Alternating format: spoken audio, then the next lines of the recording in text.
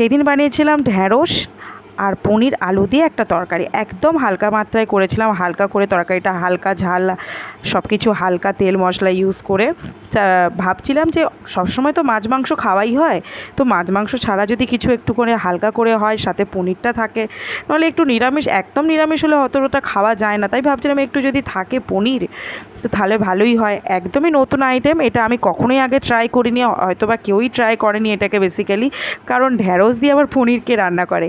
তবে আমি রান্না করেছিলাম, তবে খুবই ভালো লাগছিলো খেতে, খুব সুন্দর লাগছিলো, গরম গরম ভাতের সাথে দারুণ লাগছিলো। খুব একটা ঝালও নয়, খুব একটা বেশি অতিরিক্ত মিষ্টি নয়, একদম একটা হালকা পাতলা ঝোল, আর পনিরের সাথে দারুণ মজা লেগেছিলো এটা করতে।